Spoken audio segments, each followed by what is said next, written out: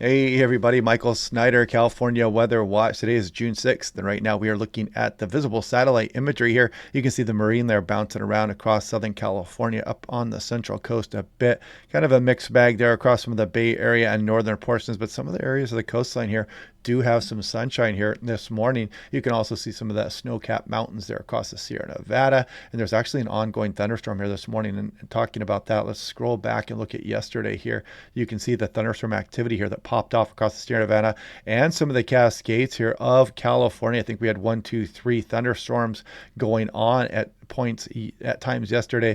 And as we scrolled in the morning hours here, we did have a thunderstorm in extreme northeastern California here as well. And we're probably going to do something similar again today. So anyone off in the backcountry there across the Sierra Nevada, some of the mountainous areas of Northern California, eyes on the sky today. You could get a thunderstorm or two out there. And we'll dive into that a little bit here as we go through the video this morning.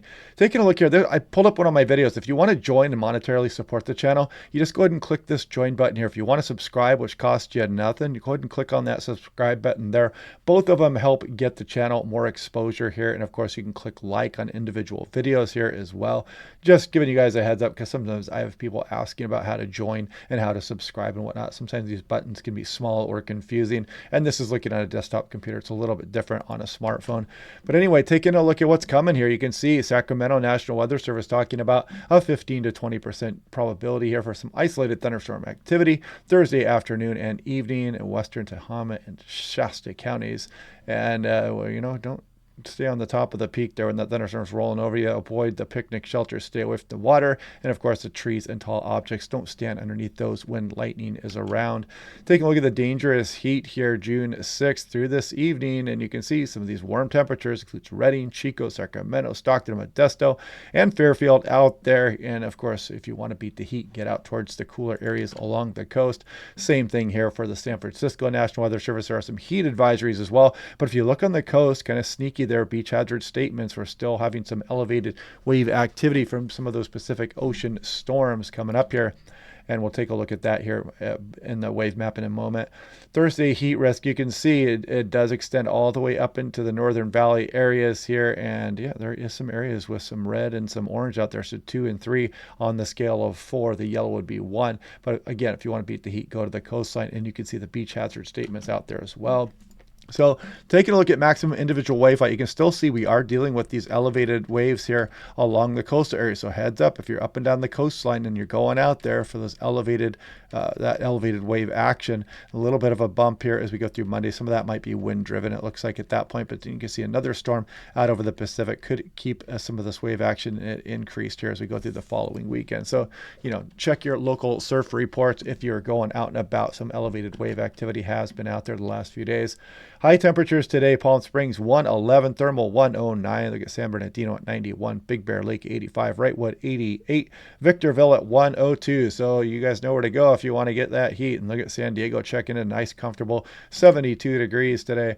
Taking a look at this day back in 1998, look at this, 2 funnel clouds observed off of Dana Point. A thunderstorm outbreak in the mountains and high desert spawned a small tornado that destroyed a large fountain out there. So you can get crazy weather at this time of year, and even check back at 1972, and you can see the Padres home game against the Pittsburgh Pirates was rained out at San Diego Stadium. This occurred on the previous day on 6/5, so interesting stuff there as well. Now, taking a look at the 2-meter temperature anomaly, I want to show you that we are above average here across much of the region, and we're going to go ahead and scroll ahead here, and you can see that we do start to relax some of those temperatures here as we go on into the early portion of next week. Then watch what happens as we start to go towards the following weekend here, and we start to get in towards Sunday and Monday. And you can see the model's been showing this pretty deep trough setting up somewhere along the west coast. So that could really at least give us some reprieve from this heat for a time at least. And you can see the trough kind of hanging out across the Intermountain West as we go through the mid portion of June. Taking a look at the European versus the GFS on the right. Hawaiian Islands, the bottom left, there's California. Duplicate maps on both sides, but again, this one is the global forecast system, the USA model, and this is the European model here on the left.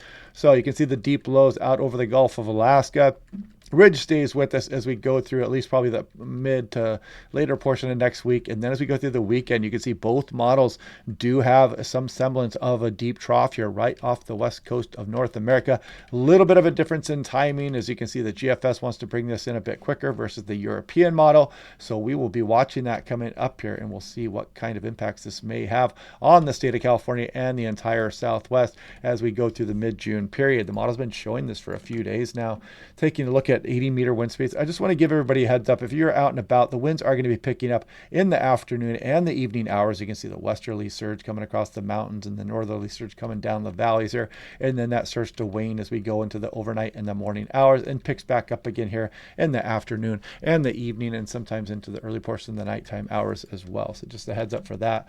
Now, taking a look here at composite reflectivity. So we're going to scroll through the day to day, and you'll see some of that thunderstorm activity potentially popping off again across the Sierra Nevada there as we go through the day, and some of Northern California as well. So those could have some lightning production with them also. So heads up, eyes on the sky if you're out across the higher terrain.